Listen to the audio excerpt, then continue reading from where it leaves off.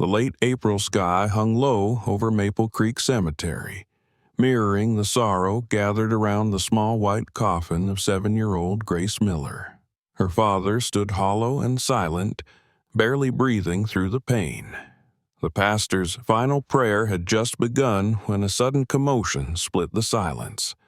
A powerful German shepherd named Ranger broke through the crowd. Ignoring every command, the dog leapt onto the coffin, trembling, growling, refusing to let them bury her.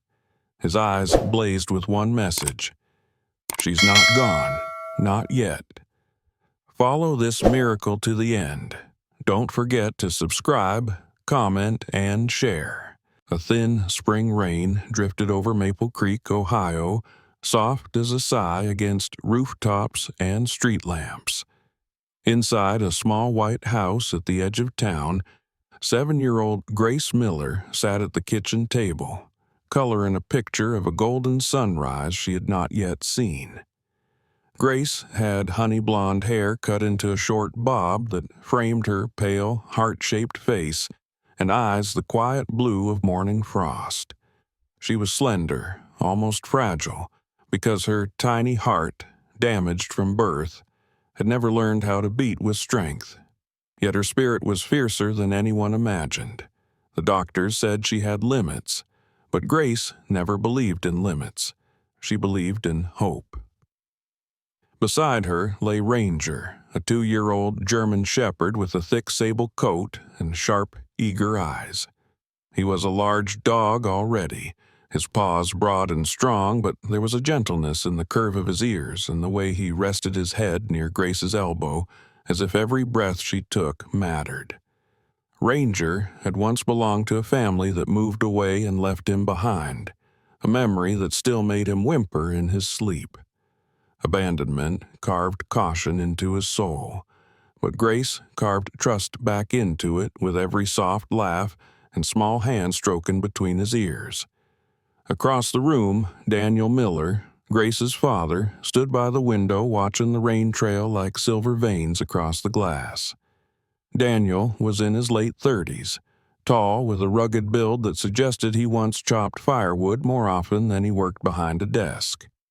His dark hair carried streaks of early gray, not from age but from fear, the kind that came from living every day not knowing if your child's heart would keep beating. His square jaw was always tense, his hazel eyes shadowed by sleepless nights and unspoken prayers. Once, he was the most cheerful youth baseball coach in town. But after Grace was born with her heart defect, joy became a luxury he rarely allowed himself. Love, however, love was something he clung to with desperate, shaken hands. "Daddy, look," Grace said softly, holding up her drawing. "I made the sun bigger today. Bigger means stronger." Her voice, though small, carried a determination that often startled him. Daniel forced a smile. "Stronger is good," he replied, trying to believe it. Grace hummed quietly as she picked up a crayon again, Ranger's tail sweeping the floor in slow, steady comfort. Night crept in earlier than it should have, rain thickening into something more insistent. Daniel checked the clock. Soon it would be time for Grace's medication. Soon, another reminder that their life balanced on a fragile thread. Grace paused, pressing a hand to her chest. Just a tiny movement, barely anything. But Daniel saw. He always saw. "Honey, you okay?" he asked, stepping toward her.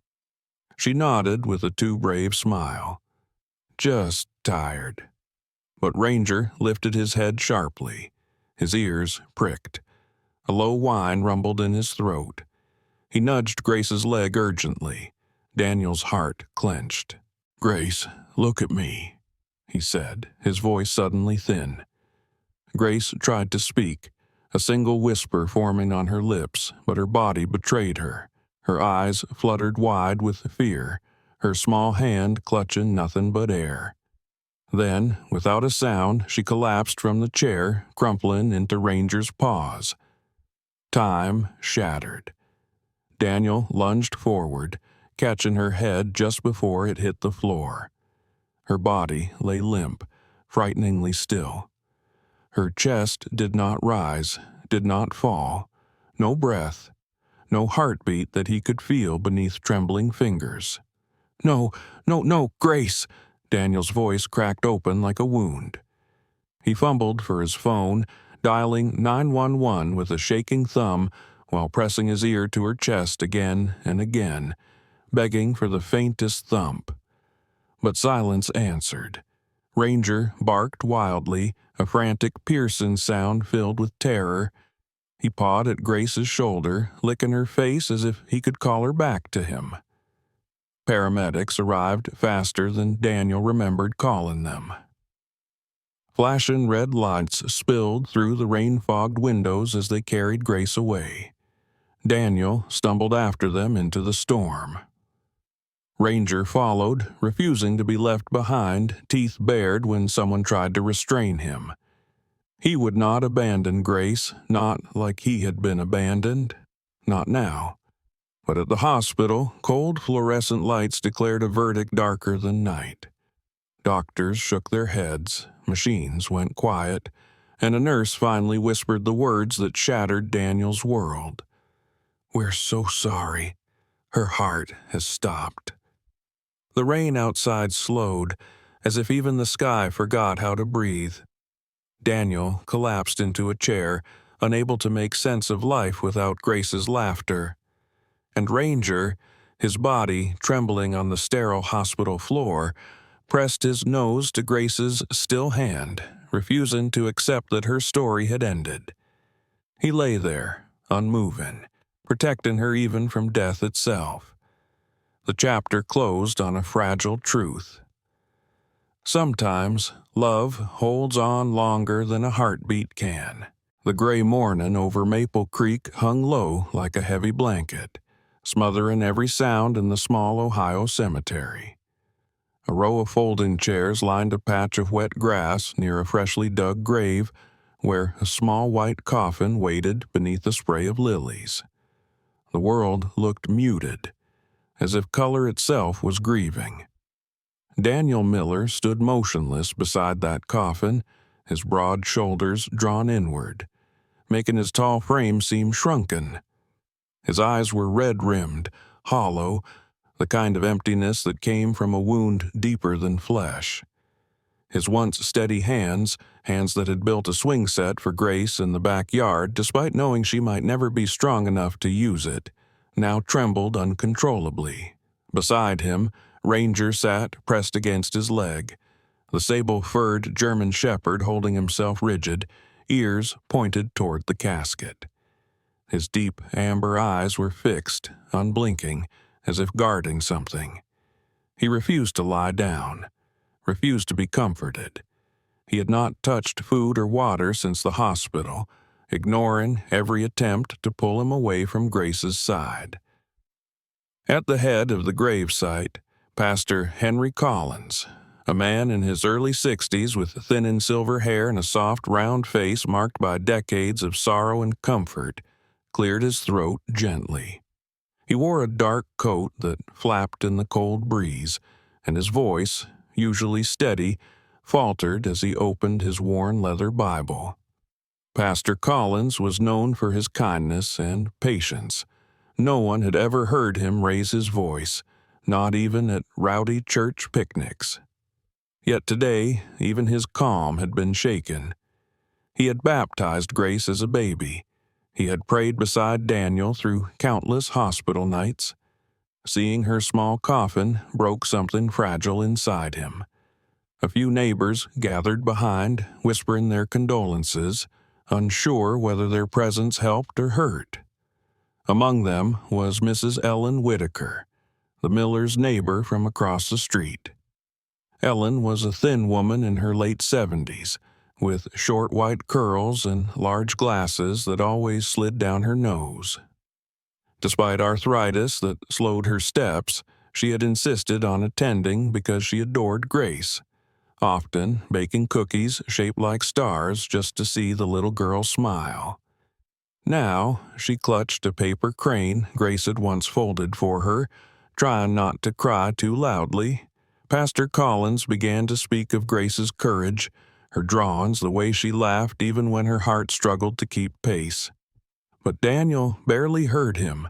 Every word seemed unbearably distant, like voices underwater. He stared at the coffin, begging himself not to picture Grace lying inside it, not to remember how her hand had grown cold in his. Ranger suddenly stood up tall and tense, head lowering near the ground, the posture of a protector blocking danger. A low growl vibrated from his chest, startling the mourners. Daniel placed a shaking hand on the dog's back. "Ranger, please," he whispered, voice broken, but Ranger's eyes remained locked on the casket with fierce determination. Near the cemetery gate, a figure approached, a woman in dark scrubs and a wool coat pulled tightly around her. Nurse Melissa Turner, the paramedic who had ridden in the ambulance the night Grace's heart stopped, had come despite not knowing the family well. She was in her early 30s, tall and athletic, with chestnut hair tied back, freckles across a serious face that rarely smiled. Growing up, she had lost her younger brother to sudden cardiac arrest, an experience that turned her into someone who couldn't bear helplessness. That history made this funeral unbearable. But she needed to be here. She needed to let Grace go, even if Ranger refused. Ranger suddenly barked, a sharp, echoing sound. Everyone jumped. The German shepherd leaped forward, paws scraping against the polished wood of the coffin. Pastor Collins looked horrified. "Get the dog away!" someone cried. But Ranger bared his teeth for the first time in his life. Daniel froze. Ranger had never shown aggression, not even after being abandoned. Fear surged through Daniel's grief-numbed thoughts. Something inside him whispered that the dog wasn't angry. He was warning. Ranger pressed his head against the coffin lid, whining desperately. His muscles trembled with urgency. His eyes, brimmed with raw panic, fixed on Daniel's. It wasn't the look of a grieving dog. It was the look of a creature sensing something alive where others believed there was only death. Daniel's breath caught. A flicker of impossible hope sparked inside his shattered chest, too fragile to name. But hope, once given the smallest invitation, refuses to stay quiet. "Ranger, what is it?" Daniel whispered. Ranger barked again, loud, insistent, a sound that seemed less like mourning and more like a command. "Listen, look again, don't bury her." And in that moment, Daniel felt his heart stutter. The chapter would not end in finality. Not yet. Somewhere beneath lilies, wood, and grief, something might still be waiting to rise. A sudden hush fell over the cemetery, as if even the wind waited to learn whether hope or heartbreak would rule this morning. Ranger's frantic barking cut through the still air, his claws scraping against the polished coffin lid as his powerful body tried to pull it closer to him.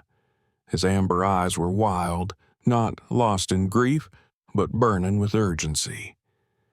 Daniel Miller's pulse thundered in his ears. Every instinct told him that hope was dangerous, that it could destroy him worse than the truth. But something about Ranger's behavior felt different. The dog wasn't mourning. He was fighting. "Grace," Daniel breathed, staring at the coffin as if he could will life back into it. Pastor Collins stepped forward, trying to maintain composure.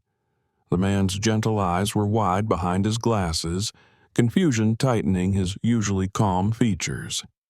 "Mr. Miller, perhaps Ranger needs to be removed, just so we may—" Before he could finish, Ranger barked again, sharper, louder, a piercing alarm that felt like it was aimed straight at Daniel's heart. Nurse Melissa Turner pushed through the gathering crowd, her freckled face suddenly pale beneath the overcast sky. The memory of her younger brother, his heart stopping at age 11, returned in a flash so vivid it made her knees weak. Her medical instincts surged. "Something's wrong," she said, voice tight. "This dog isn't acting out. He's alerting." One man in the crowd scoffed. A tall, sharp-featured groundskeeper named Howard Briggs, with a narrow mouth and thick mustache that bristled when he was annoyed. Howard was in his 40s, always quick to assume he knew better. "She's gone," he muttered, gesturing toward the coffin. "Let the poor dog grieve. This is making a scene." Melissa shot him a glare so fierce it silenced him. "I've worked with medical alert animals before. They do not make mistakes like this." Her voice trembled, not from doubt, but from the terrifying possibility that Grace might still be alive. Daniel staggered forward, fighting to breathe. He placed both trembling palms upon the lid of the coffin. In that instant, Ranger stopped barking and pressed his muzzle beside Daniel's hands, whining softly, urging him onward. "Please," Daniel said, turning his pleading eyes to Pastor Collins. "We have to check. We can't put her in the ground if there's even a chance." Pastor Collins hesitated, torn between faith, reason, and fear of giving a grieving father false hope. But compassion won. He nodded to Officer Mark Hensley, a broad-shouldered policeman in his mid-30s who stood nearby. Mark had a chiseled jawline darkened by a day's stubble, short brown hair, and a quiet, dependable demeanor shaped by years of resolving family emergencies and seeing too many parents break. He stepped up without a word. "Howard, get the coffin latches," Mark ordered. Howard opened his mouth to protest again, then thought better of it under Mark's stern gaze. With reluctant hands, he bent down and unclipped the polished silver clasps. The soft click of metal rang like thunder in the silence. Daniel braced himself, afraid of what he might see, but more afraid of not looking. With help, he slowly lifted the lid. There lay Grace, still and pale, dressed in the tiny yellow dress she loved. Her face looked peaceful, as if she had drifted into sleep during a bedtime story. Ranger immediately climbed halfway onto the lowered lid, pressing his nose to her hand, whining a trembling note of desperation. "Grace," Daniel whispered. His shaking fingers hovered over her chest, terrified of being met by silence again. He pressed gently, waiting. At first, nothing. His heart plummeted. Then, so faint it might have been imagined, there it was, a flutter. A tiny vibration beneath skin, a heartbeat fighting its way back. "I felt something," Daniel choked out. Melissa didn't hesitate. She leaned closer, fingers expertly positioned, her expression turning into stunned disbelief. "She's got a pulse," she gasped. "Weak, but real. She's in cardiac arrest protocol. She could be in hypothermic preservation. We need an ambulance immediately." Chaos erupted. Voices shouting instructions, people rushing toward the gate. Pastor Collins sank to his knees in tearful prayer, overwhelmed by the miracle. Daniel cupped Grace's hand against his cheek, sobbing out a laugh that sounded like hope being reborn. Ranger stood guard beside them, tail curled protectively, his chest rising and falling with fierce purpose. Grace's heart, small, damaged, but stubborn, had not surrendered, and neither had Ranger. The chapter closed on a single truth. Love had kept her alive when science had given up. The cemetery transformed into an emergency zone in seconds. People scattered to create space around the small white coffin now open to the cold spring air. Daniel Miller cradled Grace's fragile hand, terrified to loosen his grip even for a moment. Ranger stayed glued to Grace's side, his chest heaving with anxious breaths, every muscle alert to danger no human could sense. Sirens wailed in the distance, growing closer, yet time felt unbearably slow, each second a cruel test of hope. Nurse Melissa Turner knelt beside Grace, monitoring her weak pulse with practiced precision. The freckles across her nose stood out sharply against her pale skin, but her voice remained steady. Years of medical crises had taught her how to act when others froze. "Her heartbeat is sporadic," she announced.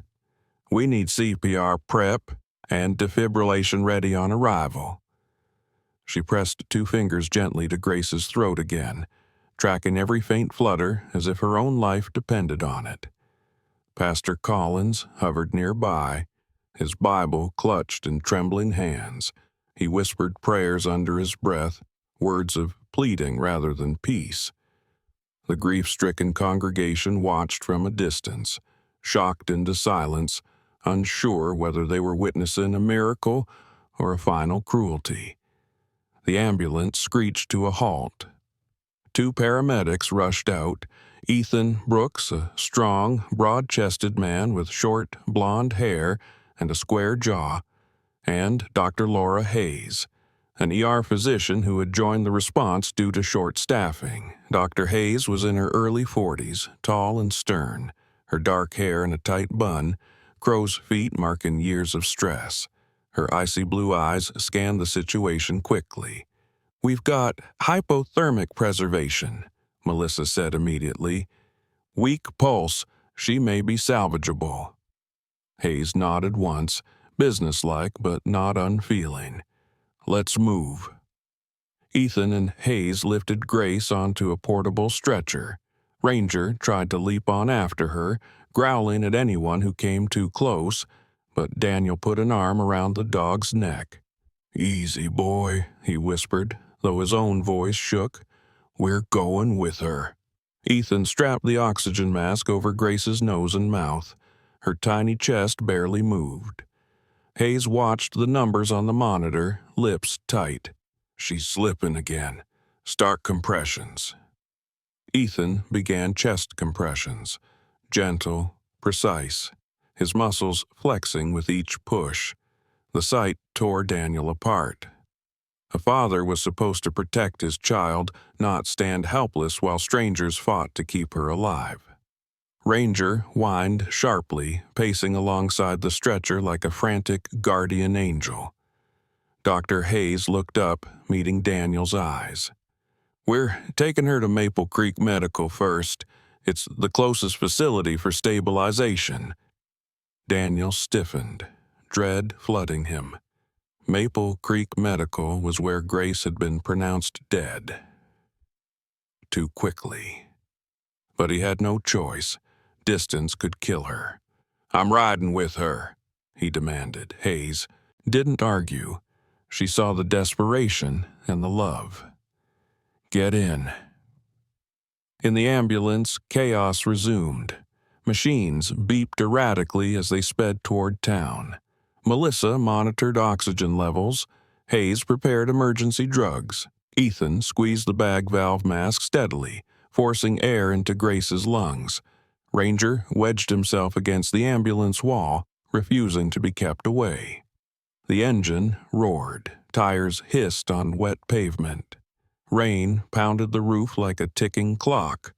Grace's heart rate alarm screamed, plummeting. "She's crashing," Hayes barked.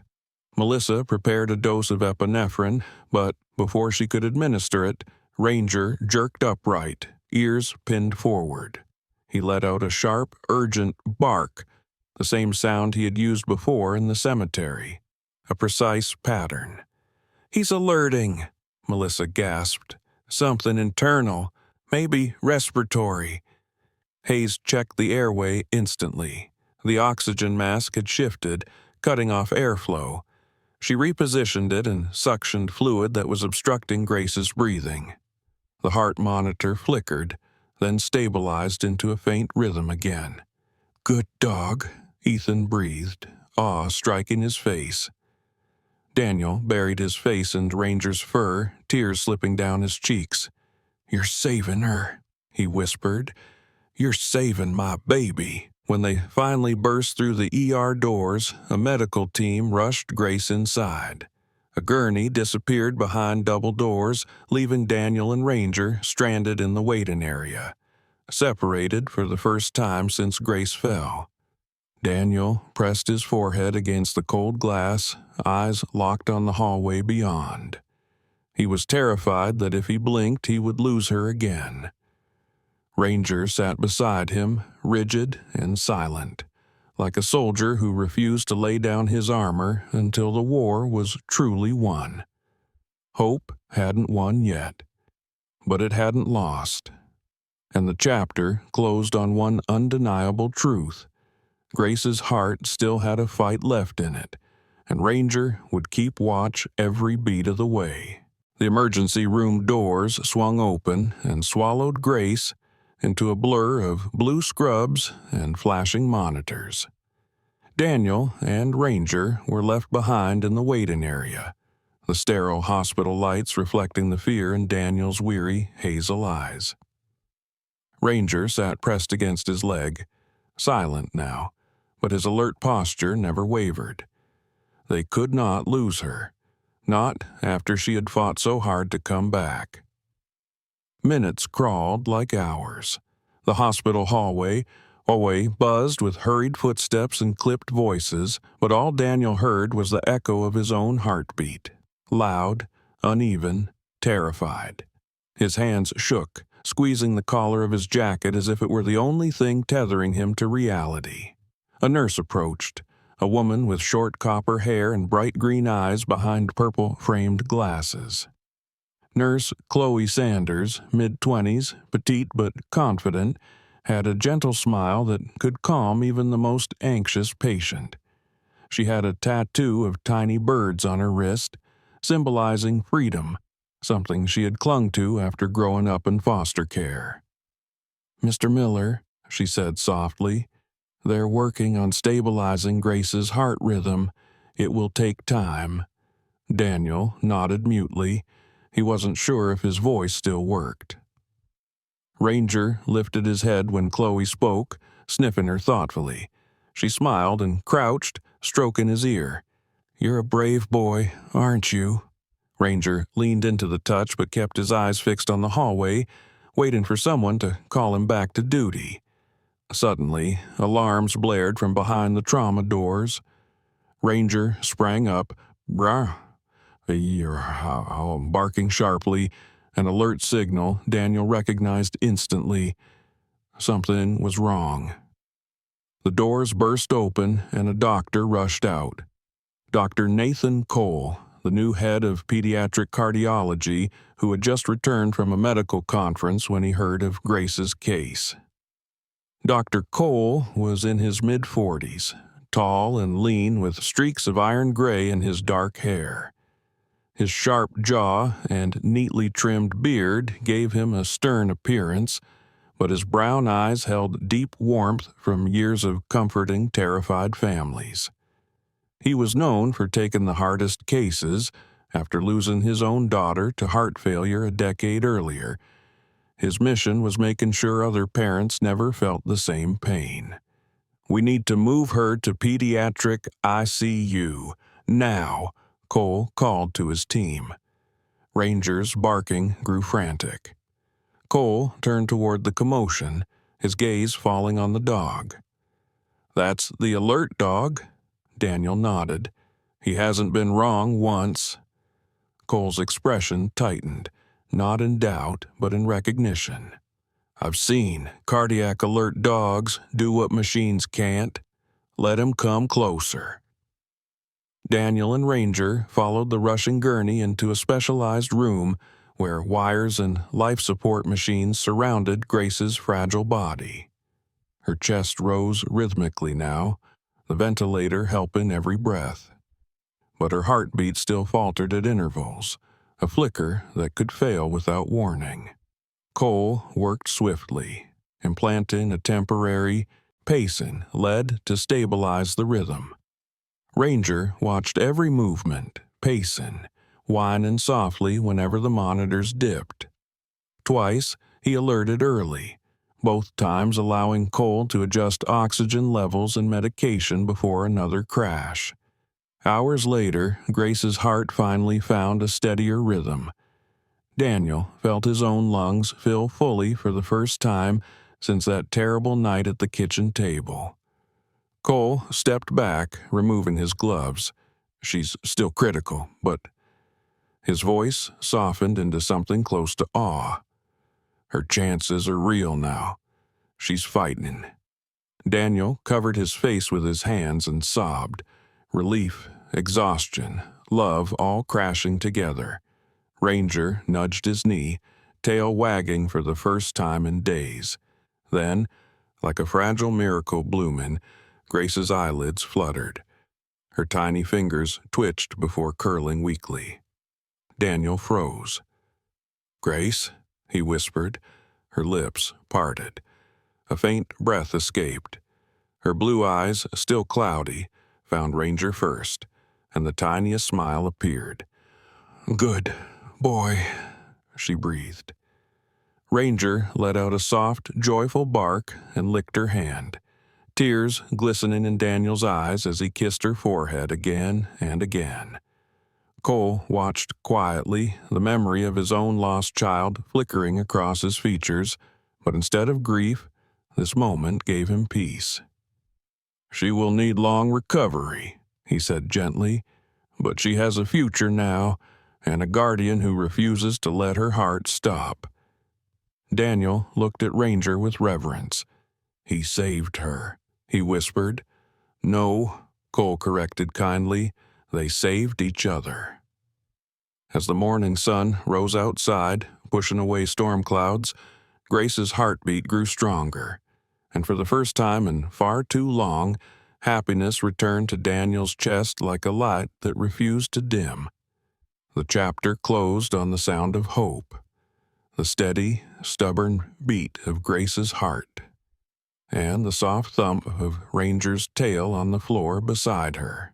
In the quiet spaces between fear and faith, miracles are born. Grace's heartbeat reminds us that God's love can reach even where science sees an ending, and that sometimes He sends His angels with 4 paws and a loyal heart.